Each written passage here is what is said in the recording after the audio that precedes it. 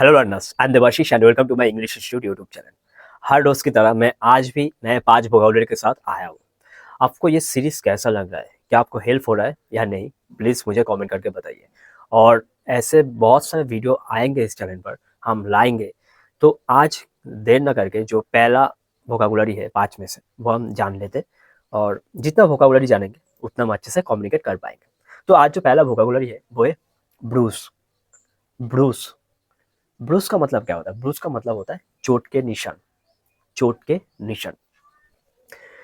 पहले मैं डिस्क्राइब कर लेता हूँ किन किन जगह हम इन चीज़ का यूज़ कर सकते हैं, और फिर हम 2 एग्जाम्पल देखेंगे जो मैं हर रोज करता हूँ, जैसे हर एक वोकैबुलरी के साथ मैं करता हूँ। तो पहला जो वोकैबुलरी है वो है ब्रूस, और इनका जो डिस्क्रिप्शन है वो है डिस्क्राइब ए फिजिकल इंजुरी और a metaphorical injuries. Describe a physical injury मतलब आप कहीं से गिर गए हो, और मेटाफोरिकल इंजुरीज, इन जगह पर हम ब्रूस का यूज करेंगे। अब देखेंगे 2 एग्जाम्पल। पहला जो एग्जाम्पल है वो है she had a large purple Bruce on her arm after she fell of her bike. She had a large purple Bruce on her arm after she fell of her bike.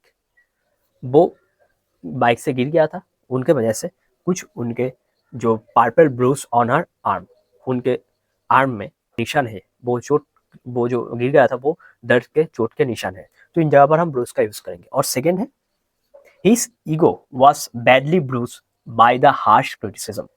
His ego was badly bruised by the harsh criticism. इन जगह पर हम use करेंगे his ego was badly bruised by the harsh criticism. ये जो his ego was badly bruised by the harsh criticism, ये है metaphorical injuries. इन जगह पर हम इन चीज का यूज करेंगे। ओके, तो ये था 2 एग्जाम्पल।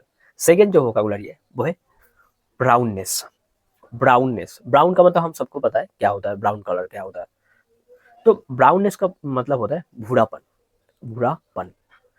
देखिए डिस्क्राइब देंगे several sentences related to brownness illustrating different context and uses of the word and its related adjective forms. Several sentences related to brownness illustrating different context and uses of the word and its related adjective forms. Example: the artist perfectly captured the earthly brownness of the earth landscape. The artist perfectly captured the earthy brownness of the earth landscape. इन जगह पर हम brownness का use करेंगे। और है the fields turn perch and brown during the height of summer. The field turn perch and brown during the height of summer. Third vocabulary है वो है बुलिंग। बुलिंग का मतलब ये होता है बदमाशी। बुलिंग का मतलब होता है बदमाशी। जैसे बहुत से स्कूल के बच्चे बहुत बदमाश होते हैं, बहुत से लोग होते हैं जो बदमाशी करते हैं, चाहे उनका उम्र कितना भी क्यों ना हो। तो इन लोगों को हम बुलिंग कहते हैं, बदमाशी को हम बुलिंग कहते हैं। Example: seek to harm, intimidate, or coerce someone perceived as vulnerable. Seek to harm, intimidate, or coerce someone perceived as vulnerable. इनका मतलब क्या होता है? देखिए, he was subjected to bullying at school. He was subjected to bullying at school. जैसे बहुत से बच्चे होते हैं जो स्कूल में भोला भाला होता है, उनको और सारे बच्चे होते हैं क्लास में जो तंग करता है, बदमाशी करते हैं। और वो बच्चा बड़ा होकर जो जो बुलिंग होता था, वो बच्चा बड़ा होकर स्मार्ट हो जाता है, तब वो कहते हैं तुम स्कूल में ऐसे थे, सब तुमको ऐसे चिढ़ाता था। तो इन जगह पर हम क्या यूज करेंगे? He was subjected to bullying at school. School में उनको उनके साथ ये होता था। Second, the government says it will not be bullied by the press. The government says it will not be bullied by the press.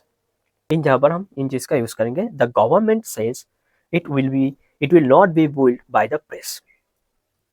तो bullying हम इन 2 जगह पर यूज करेंगे। फोर्थ है नुआंस। नुआंस का मतलब क्या होता है? अति सूक्ष्म अंतर। नुआंस का मतलब होता है अति सूक्ष्म अंतर। कैसे यूज करेंगे डिस्क्राइब देखते हैं। ए सबटल डिफरेंस इन और शेड ऑफ मीनिंग, एक्सप्रेशन और sound. A subtle difference in और शेड ऑफ मीनिंग, एक्सप्रेशन और साउंड। इन जगह पर हम यूज करेंगे। थोड़ा सा अंतर होता है साउंड का, या जो आपके एक्सप्रेशन होता है, उन जगह पर हम नुआंस का यूज करेंगे।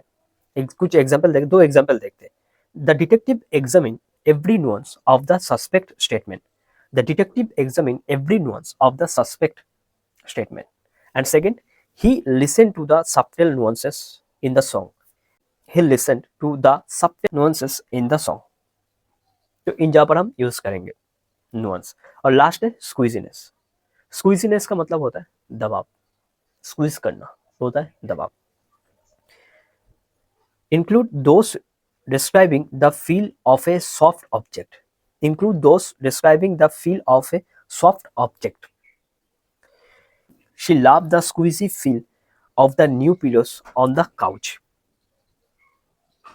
और second, it's so squeezy you just can't stop squeezing it। it's so squeezy you can't stop squeezing it। तो इन जगह पर हम स्क्वीज का यूज करेंगे, स्क्वीजीनेस का यूज करेंगे। तो ये आज 5 नया वोकैबुलरी। हो सकता है आपके लिए ये नया हो सकता है आपके लिए ये नया ना हो। ऐसे वोकैबुलरी आते रहेंगे इस चैनल पर। So thank you for watching this video. Thank you so much.